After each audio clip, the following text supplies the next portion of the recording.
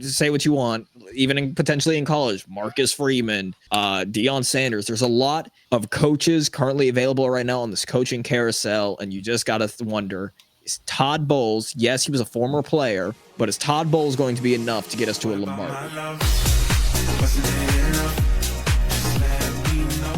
Todd Bowles, man, has had an up and down head coaching career with the Buccaneers. Yes. Taking over for Bruce Arians after he decided to walk away from football. And he was the next man up. Again, if you ever seen a Buccaneers game, you hardly ever see this man even open his mouth. He just stares into the void. Not saying that Todd Bowles is a bad coach. I think anytime you can get your team to the playoffs, anytime you can have, other podcasts and us up here saying, man, what's one team that you wouldn't want to play in the playoffs right now? I think a lot of people in the NFC were going to say the Buccaneers just because you just didn't know what to expect out of them, right? Outside of that, man, I think with all the conversations that are happening right now, his seat is getting extremely hot if it's not already on fire at this point in time. But after making the playoffs, man, and the way that the performances have gone, the question is, does it warrant for him to be the next head coach that gets fired, if not soon, going into next year's season? Well, it's one of those things where you look at it, and they were very proud about it. Tampa is the only NFC team to be in the playoffs for 5 consecutive years. That's excellent for them, but that's along the same path of Mike Tomlin's never had a losing record. That's great. What all has he really had to show for it? What all has Todd Bowles been able to show?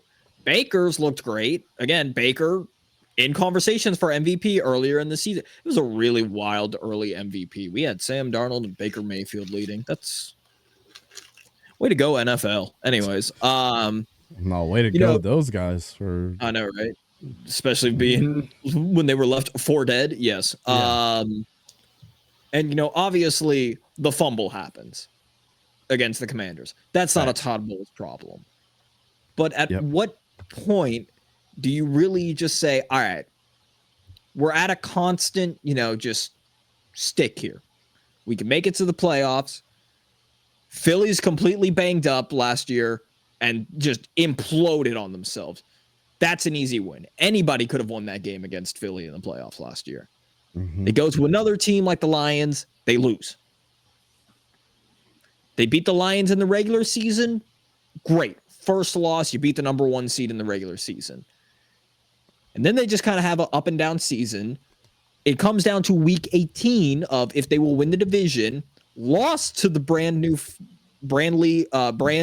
new coached Falcons. I don't know why I was struggling to say that. Twice this season. Relied on the Panthers to get in. Or relied on the Saints to get in. So, it's... How long of a leash really can he have? Because you can't really give him until like halfway next season. Because by then, it's just... that division still is that division. So you could probably wait until the second half of the season, start trying, and still win that division. Yeah, I think it depends with all the coaches that are available. We've got the likes of Ben Johnson, Aaron Glenn. We've got, say what you want, even potentially in college, Marcus Freeman, Deion Sanders. There's a lot of coaches currently available right now on this coaching carousel, and you just got to wonder, is Todd Bowles, yes, he was a former player, but is Todd Bowles going to be enough to get us to a Lombardi? Because Mike Evans and Chris Godwin ain't getting any younger. Yeah, Brandon makes a good point. Tampa Bay technically still is in a rebuild. Last year had so much dead cap and roster limitations. They're still winning in spite of that. They can get better. And not only can they get better, they have been getting better. If you look at the last 3 years of Tampa Bay, if you want to see what elevation from a coach has done, if you're getting better by 1 game a year and signing players that you should sign, like Baker Mayfield, and Baker Mayfield comes out and plays the way that he has, and then you lose Chris Godwin for the whole year, which he was having a career year, And then Mike Evans barely got 1,000 yards. Barely gets over that 1,000-yard mark, but you still managed to get him there. But you make it a point to get him there. You care about your players at this point. You care about their sense of accomplishments. And the Mike Evans is going to be rallying for Todd Bowles and Liam Cohen. That's going to suck when they lose him because that's if he decides to take a head coaching job. But like those who want to keep guys there, when you care about them personally, is there a potential for a promotion within with Liam Cohen if Bowles is let go? I don't think Todd Bowles is even. Here's why I say his seat is not even hot. It's probably a lukewarm. 8-9, 2022, 9-8 last year, and 10-7 this year. What did you say earlier about how many? They're the only team that's what? They're the only team that's been there 5 consecutive years. And he's part of 3 of them. Yeah. Yeah. I taking over for Bruce Arians and what he had did and being on the trajectory like you have been and dealing with another thing that you have to consider is Antoine Winfield has not been the healthiest this year. You have to consider that Lavonte David is getting up there in age and he's still playing out of his mind. He should have been an all-pro this year. I don't care what anybody says. And you draft as well that you guys have been drafting with all the young pieces that you have there. If you're looking at this team at the end of the year and saying, man, they could have been better than 10-7 if they would have had the Chris Godwin and Antoine Winfield for the year and Bucky Irvin and the boys could have reached their potential earlier in the season. Bro, we're possibly looking at them being the Vikings of the NFC South. Straight up, I think you could have knocked 13 to 14 wins on their schedule this year if those guys would have been there. But that's just my opinion, man. I'm gonna let Khalid spit, but I don't even think his seat is hot at this point. I don't think it's even close. Not even a slight singe. At least it shouldn't. So we know that he's a defensive guy, okay? But I just want to point out statistically how great this offense has been. Points, 4th in the league. Yards, 3rd. Average yards per play, 4th. Rushing yards, 4th. Rushing average, 3rd. Passing yards, 3rd. Passing average, 6th. This offense is top 10 in nearly every single major statistical category. So the offense is amazing. The defense, right? For a 10-7 team, you think, oh, the offense is that good. Surely the defense is, bottom half of the league. But they're right in the middle. They're 16th in points allowed, right? And they're 18th in yards allowed. Mm-hmm. So not to mention they're top 10 against the run. They're just ahead by so much and scoring so much that teams have to pass to keep up, to keep their lead against them. They have the 30th ranked passing defense. That's secondary. And Dante, you mentioned a certain safety named Antoine Winfield who was hurt for a lot of this season. Around half of the games that the Buccaneers have played, Winfield hasn't been available. So and we had him unanimous before the season started as the number 1 safety. Before the season started. So when you know who was there though? Tate Smith. When you're losing arguably the best safety in the league, right? Your passing defense isn't going to be nearly as good as you would like it to be, right? Regardless of who's taking his place, and they still need to add guys on that defense. When you look at the defense, man, on paper, right? When you look at the names, there aren't too many guys who are like, man, that is a bona fide starter, like one of the top players in their position on that defense outside of Winfield. You can make an argument for Lavonte David and Vita Vea, right? But even then, 𝗕𝘂𝘀𝗀𝘀, right? Former 1st-round pick. He had 7.5 sacks this year. He's starting to develop. Tryon-Shoyinka, geez, that's a mouthful. He had a few sacks, but he hasn't quite been the force that they thought they'd have. So you can even argue that they need another young guy, Diaby, or Diaby, however you say his name. Diaby. Yeah, I mean he's been playing. They need to continue to develop on defense and arguably draft better than they have on defense. But you look at the offense with Baker Mayfield, man, he's making it work with Mike Evans and he was hurt for a few games this season. Chris Godwin was out for majority of the season. Rookie running back and Bucky Irving. I'm about to get there, right? You have Rachaad White, who is your incumbent starter. And then you draft Bucky Irving. And man, I said it before the season. He was going to be the starter at some point over Rachaad White. And I was spot on. He rushed for over 1,000 yards. He did. Bucky Irving, the only rookie running back to rush for over 1,000 yards. I even said it too as like a joke. I was like, Bucky Irving is going to thrive here just because his name is Bucky and he's going to the Buccaneers. This is the best place he could have been. Oh my God, I didn't even I literally said that together. on draft day when he got drafted. I literally was like, what? I was like, that is the best place he could have gone just because of his name. Not anything of like, oh well, he'd be paired up with so and so and blah blah blah. No, just name wise, that's the best place he could have gone.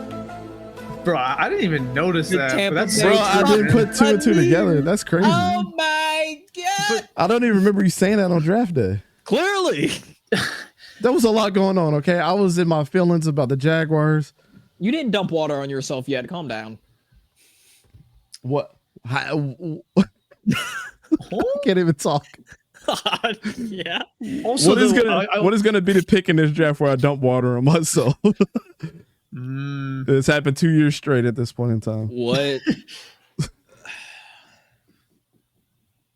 We'll let Khalid get to his point. What do you think? Okay, yeah. I mean, is it just the first round only, or it don't matter? So, oh God, I don't know.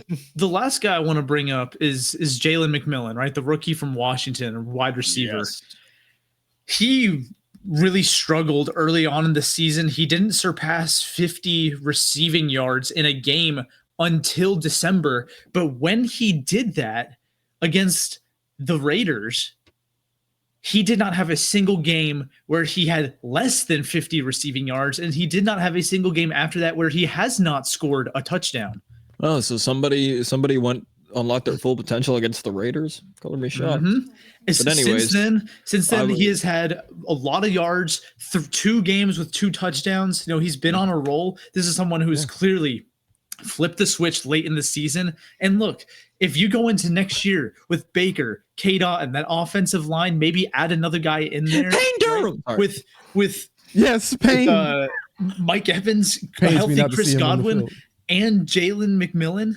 Oh, so that one with Bucky Irving and Rachaad White back, and then that entire, you add more to the defense through the draft and free agency. I mean, you're looking at a Buccaneers team who could easily be contenders, right, to present the NFC in the Super Bowl next year. I mean, who's to say they can't? I don't think that their quote unquote problems on defense are as problematic as they're made out to be. And I also don't think that any problems that the defense does in fact have are Todd Bowles' fault. I think it's more of a personnel issue and a health issue rather than a coaching and scheme issue. I think and again, Jimmy's and Joe's thing. I feel like their first pick needs to be a corner. They need to do what Philly did last year. They need to double dip at corner. They do need help with the secondary. Early. Anyways, going back to the Raiders. Hey, Klee, you remember when they told Dante to fire you and I because we picked him at 6 wins? And that was generous. We were the closest ones to the I members. Yeah. Pepperidge Farm members, bitch. Shut up. Take your lumps. How about nuts taste? I was one game off of the Jaguars record too. Ooh, it's almost like we did our homework. Hey, remember when they said, how is this a Jaguars fan? How are they going to do worse than what they did last year with the better team? Well, you actually did worse than what I said. I gave y'all 1 win over. Y'all actually had 6 wins this year. It is statistically impossible for every team in the league to improve their record from 1 year to the next. So those losses have to go somewhere. If one more team wins one more game, another team has to. I don't know, but game. The Raider fans. Todd Monken is going to interview with the Jaguars. Sir, please. I don't know. All I know is some Raider fans need to buy me new ball deodorant because they be on my nuts constantly. Anyways, next topic. We're going to leave this in God's hands. What, Todd Monken? Are you praising the sun right now? The sun is not out, sir. You cannot praise the sun. Todd Monken. This is turning back into the Eli Ricks thing. Todd Monken. Todd Monken. I know he said he didn't really want to be a head coach. There's only 3 coaches I want, and he's at the top now. Brian Flores, Todd Monken, and you don't even know your third one. He just wants 2 coaches. Really, just those 2, because my brain just went. All right. It's so dumb. It's so dumb that coaches still in the playoffs are able to interview. It's so stupid. Anyways, like, I'm happy for you, but also, like, that's just dumb. They can only do it through Zoom, though. I don't care. I think it's stupid too. I don't care. I think there should be a period of time after the Super Bowl because of that shit. Yeah, I think there should be a point in time after this season where all coaches can now start interviewing and things like that. But, you know, it is what it is.